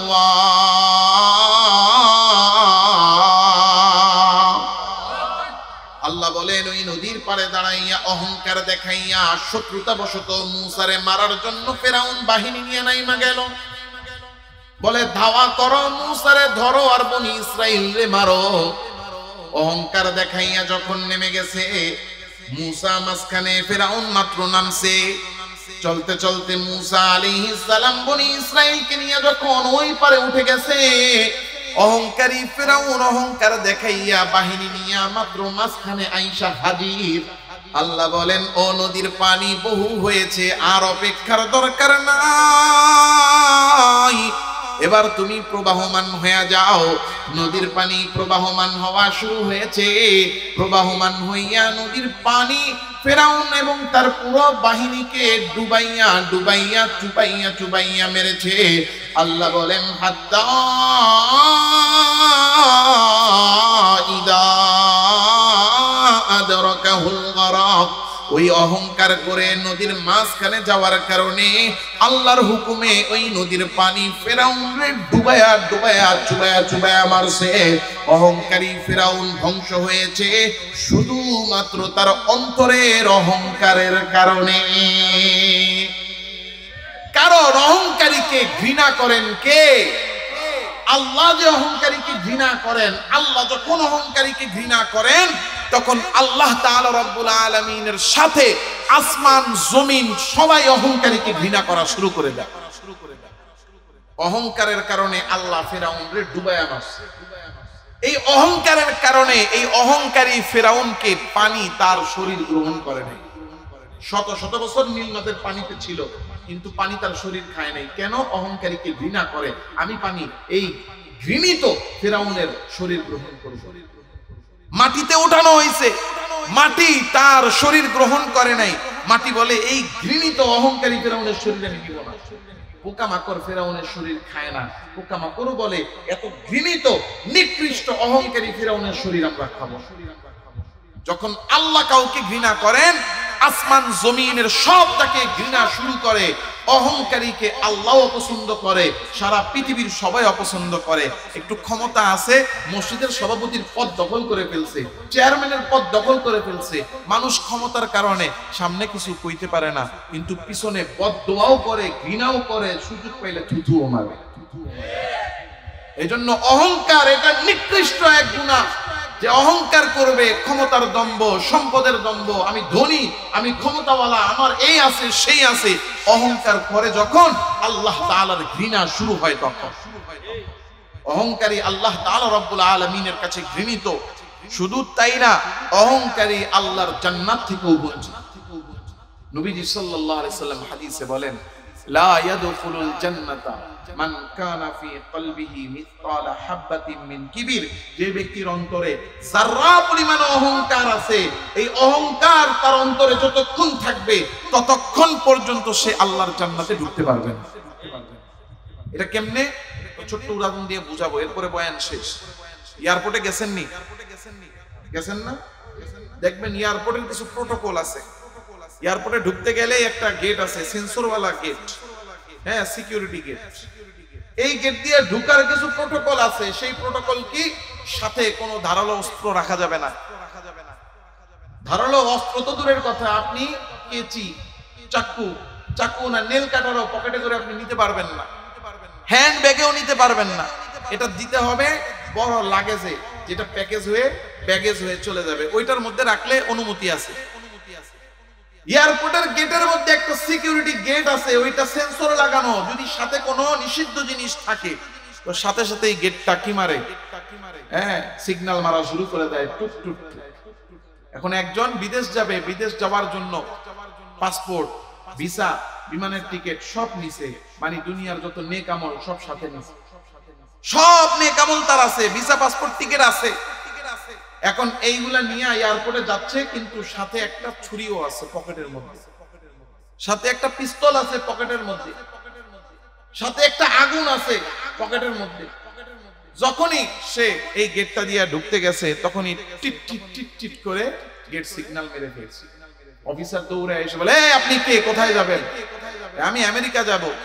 আমেরিকা যেতে পারবেন না। কেন পারবো না? আমার কাছে ভিসাও আছে, পাসপোর্টও আছে, টিকিটও আছে।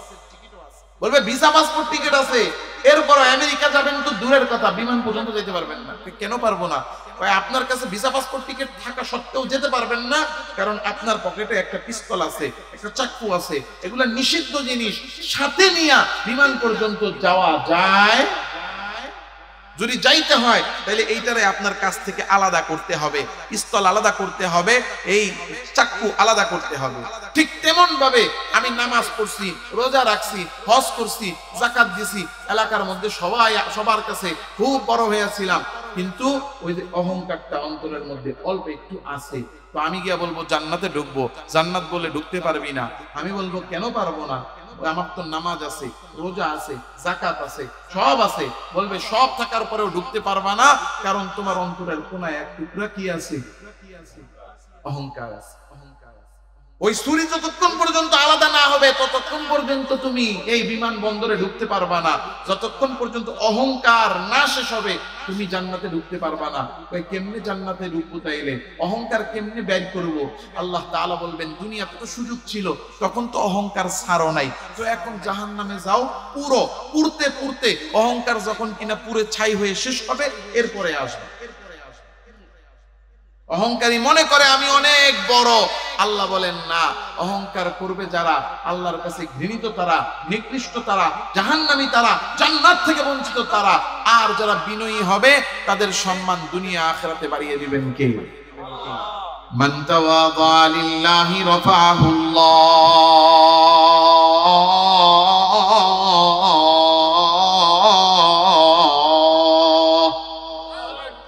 আল্লাহ বলেন, অহংকার ছেড়ে বিনয়ী আর নম্র হও। যে ব্যক্তি আল্লাহর জন্য বিনয়ী আর নম্র হবে, আল্লাহ তার সম্মান বৃদ্ধি করবে। কেমন বৃদ্ধি করবে? আল্লাহ বলেন, ইবাদুর রহমানিল্লাযীনা ইয়ামশুনা আলাল আরদি হাওনা। যারা জমিনে বিনয়ী আর নম্র হয়ে চলে, আমি আল্লাহ তাদেরকে আমার প্রিয় বান্দা বানায়া দিই। এজন্য অহংকার ছাড়তে হবে, বিনয়ী ও নম্র হতে হবে। পারা যাবে ইনশাআল্লাহ। এজন্য আমরা যে নিয়ামত, ওগুলো আল্লাহর দেওয়া নিয়ামত পেয়ে, টাকা পেয়েছি, বড় লোক আমি, ক্ষমতা পেয়েছি, শক্তি আছে, আমার প্রভাব আছে, প্রতিপত্তি আছে, আমার সন্তান বেশি, আমার সন্তানের ভালো সার্টিফিকেট, বড় চাকরি করে, অহংকার করার কোনো বিষয় না। এগুলো নিয়ামত, আল্লাহর নিয়ামতের উপর শুকরিয়া করা, নিজেকে বিনয়ী করে রাখা, অহংকার পরিত্যাগ করা। পারবো ইনশাআল্লাহ? পারবো তো ইনশাআল্লাহ? আল্লাহ আমাদের সবাইকে অহংকার পরিত্যাগ করে বিনয়ী ও নম্র হওয়ার তৌফিক দেন, বলি আমিন। অহংকার ছাড়বো, বিনয়ী নম্র হব, আল্লাহ আমাদের সবাইকে তৌফিক দেন, বলি আমিন। আপনাদের এই মসজিদটা হচ্ছে, মসজিদের উপলক্ষে আজকে এই মাহফিল, মসজিদের জন্য কিছু কালেকশনও হয়েছে। এই দুনিয়া থেকে আমরা কেউ থাকবো না, সবাইকে চলে যেতে হবে, কথা ঠিক না ঠিক? কিন্তু দুনিয়া থেকে তো চলে যাব, কি নিয়ে যাব? আল্লাহ রাসূল হাদিসে বলেছেন, ইদা মাতাল ইনসান ইয়াত্তাবিউল মাইয়িতা সালাসা, মানুষ মারা যাওয়ার পরে কবর পর্যন্ত তার সাথে তিনটা জিনিস যায়। বলেন কয়টা? আহলুহু ওয়া মালুহু ওয়া আমালুহু। এক নাম্বার, তার পরিবার কিন্তু তার সাথে কবরস্থান পর্যন্ত যায় না? ছেলেরা কান্দে, কিনায় খাটিয়া নেয়, নিয়ে তার সাথে কবরস্থানে যায়। তার মাল, তার সম্পদ, টাকা পয়সা যেটা পকেটে আছে ওইটাও কবরস্থান পর্যন্ত যায়। আর তিন নাম্বার হলো আমালুহু, তার আমল যায়। দুইটা জিনিস তারে রেখে চলে আসে, একটা জিনিস তার সাথে থাকে। সব তারে রেখে চলে আসে, শুধু তার আমলটা তার সাথে থাকে। আর এই যে আমলটা নিয়ে গেছে, এই আমল ছাড়া আর তার আমল করার সুযোগ নাই। ইদা মাতাল ইনসান ইনকাতা আনহু আমালুহু, মারা যাওয়ার পরে কোনো আমল করার সুযোগ নাই। কবরে যে আছে সে একটাবার সুবহানাল্লাহ পড়তে পারবে? কথা বলেন না। একটাবার সুবহানাল্লাহ পড়তে পারবে না। সুবহানাল্লাহ নেকি আর অর্জন করার সুযোগ মৃত্যুর পরে আর থাকবে না। কিন্তু আল্লাহ তাআলা রব্বুল আলামিনের নবী হাদিসে বলছেন, ইদা মাতাল ইনসান ইনকাতা আনহু আমালুহু ইল্লা মিন সালাস, মৃত্যুর পরেও তিন পদ্ধতিতে কবরে শুয়ে শুয়ে নেক আমল কামাই করা যায়। কয় পদ্ধতিতে? কবরে শুয়ে আছে কিন্তু নামাজ পড়ার নেকি পাচ্ছে। কবরে শুয়ে আছে সুবহানাল্লাহ বলার নেকি পাচ্ছে। কবরে শুয়ে আছে মানুষকে পানি পান করানোর নেকি পাচ্ছে। কবরে শুয়ে আছে মানুষকে পবিত্র করার, পবিত্র বানানোর নেকি পাচ্ছে। কিভাবে? আল্লাহ রাসূল বলেন, ইল্লা মিন সাদাকাতিন জারিয়া, কেউ যদি সদকায়ে জারিয়া করে, অর্থাৎ মসজিদ বানায়া দেয়। মসজিদ বানায়া দিছে, এই মসজিদ যতদিন নামাজ চলতে থাকবে সে কবরে শুয়ে শুয়ে এই নামাজ পড়ার নেকি পাইতে থাকবে।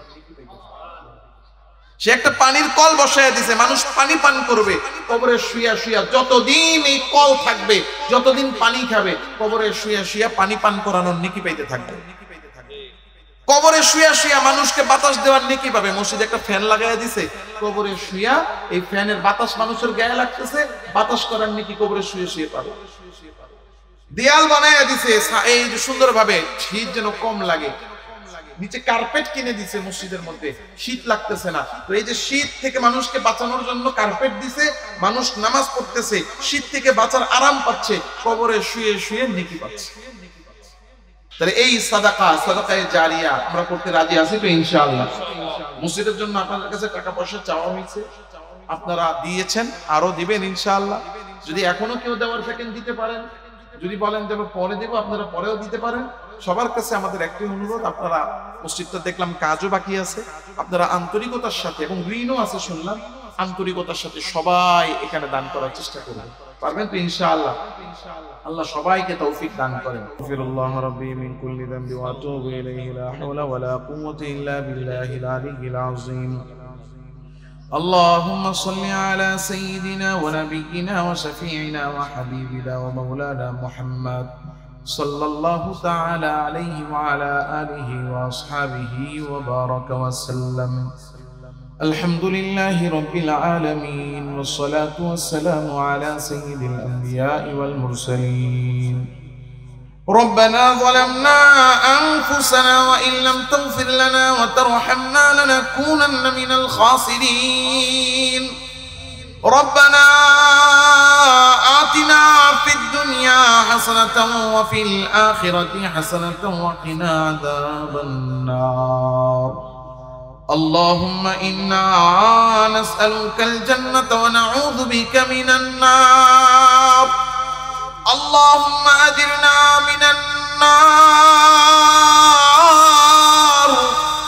اللهم أجرنا من النار.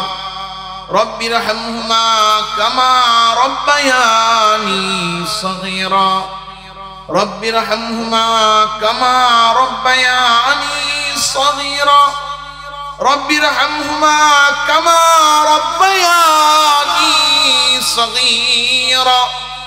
রব্বুল আলামিন মাওলাল কারীম, আয় আল্লাহ, গভীর রজনী খোলা আকাশের নিচে এই জমিনে বসে, ও মালিক, আমরা আপনার কিছু গুনাহগার বান্দা আপনার শাহী দরবারে আমাদের হাতগুলো ভিক্ষুকের মতো তুলে দিয়েছি গো আল্লাহ। আমরা প্রত্যেকেই গুনাহগার, কোনো সন্দেহ নাই। কি পরিমাণ গুনাহ এক একজন করেছি তার কোনো হিসাব নাই।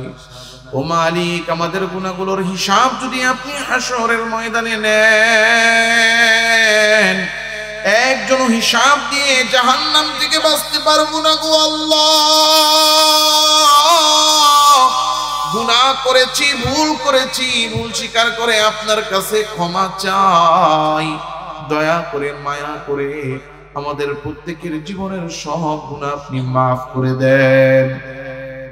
আয় আল্লাহ, আজকে যত নেক আমল আমরা করেছি, যত নেক আমল করলাম, সমস্ত নেক আমলগুলো কবুল আর মঞ্জুর করে এর হাদিয়া লক্ষ কোটি গুণ বাড়িয়ে আপনার হাবিব দু জাহানের সরদার আকায়ে নামদার মদিনা কা তাজদার হাবিবুল্লাহ মুহাম্মদুর রাসূলুল্লাহ সাল্লাল্লাহু আলাইহি ওয়াসাল্লামের রওজা ধারে পৌঁছে দেন।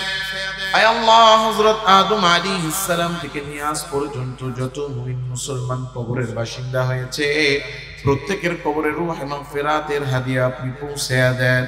আয় আল্লাহ, বিশেষ করে আমরা যারা হাত তুললাম, জানি না এখানে কে কে যেন আছে আমার মতো মা বাবা হারায় তিন সন্তান, নিজের এই হাত দুইটা দিয়ে মাকে বাবাকে আয় আল্লাহ কবরে শোয়া রেখে আসছি। গাছতলার বাঁশতলার নিচে মাটির ঘর, কবরে আলো নাই, বিছানা নাই, সঙ্গী নাই, বালিশ নাই। মা বাবা কেমন আছে জানি না, জানার কোনো উপায়ও নাই গো আল্লাহ। আমাদের মা বাবা যদি দুনিয়ায় কোনো গুনাহ করে থাকে আর ওই গুনার কারণে যদি কবরের আযাবে গ্রেফতার হয়, আমরা সন্তানেরা চোখের পানি ফেলে আপনার কাছে ক্ষমা চাই। দয়া করে, মায়া করে আমাদের মা বাবার জীবনের সব গুনাহ আপনি মাফ করে দেন। মা বাবার কবরগুলোকে আপনি আযাব মাফ করে দেন। মা বাবার কবরের আযাব মাফ করে কবরগুলোকে জান্নাতের বাগান বানায়া দেন। আমাদের মা বাবার কবরে জান্নাতের নিয়ামত কিয়ামত পর্যন্ত আপনি চালু করে দেন।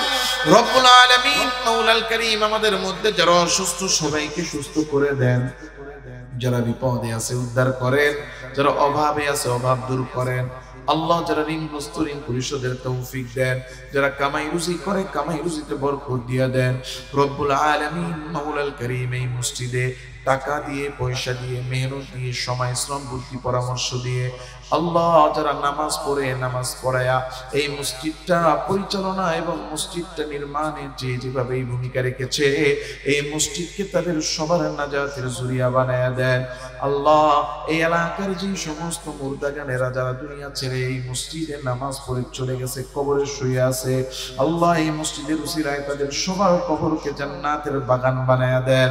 আল্লাহ, এই মসজিদকে আল্লাহ এই পুরো এলাকার উপরে আপনি রহমত নাজিলের কারণ বানিয়ে দেন। মসজিদের উসিলায় আসমানি আযাব গজব দূর করে দেন। রব্বুল আলামিন মাওলাল কারীম, আপনার বান্দা বান্দীরা দোয়া চেয়েছে। ও আল্লাহ, অনেকের কথা বলা হয়েছে, অনেকের কথা বলার সুযোগ হয়তো পায় নাই, আবার অনেকে দোয়া চাইতো কিন্তু আল্লাহ চাওয়ার সুযোগ পায় নাই। যারা দোয়া চেয়েছেন আর যারা দোয়া চাইতে পারেন নাই কিন্তু পাওয়ার হক রাখেন, সবার মনের সমস্ত নেক বাসনা পূরণ করে দেন। বিশেষ করে আমার পর্দার আড়ালের যে মা বোনেরা আছে, জানি না কোন মায়ের মনে যেন কি চাওয়া, জানি না কোন মায়ের মনে যেন কি অব্যক্ত আশা আছে। প্রত্যেকটা মা বাবার মনের সমস্ত নেক বাসনা আপনি পূরণ করে দেন। রব্বুল আলামিন মাওলাল কারীম, আমাদের এই মাহফিলকে কবুল আর মঞ্জুর করেন। আল্লাহ, আমাদের দোয়াকে কবুল আর মঞ্জুর করে নেন। রব্বানা তাকাব্বাল মিন্না ইন্নাকা আনতাস সামিউল আলিম ওয়া তুব আলাইনা ইয়া মাওলানা ইন্নাকা আনতাত তাওয়াবুর রহিম। সুবহানা রাব্বিকা রাব্বিল ইজ্জাতি আম্মা ইয়াসিফুন ওয়া সালামুন আলাল মুরসালিন ওয়ালহামদুলিল্লাহি রাব্বিল আলামিন। Presents by Kuakata media centre. হক্কানি আলেমদের নিত্য নতুন ভিডিও পেতে আমাদের চ্যানেলটি সাবস্ক্রাইব করুন। কুয়াকাটা মিডিয়া সেন্টার, ইসলামিক বিনোদনের বিশ্বস্ত সঙ্গী।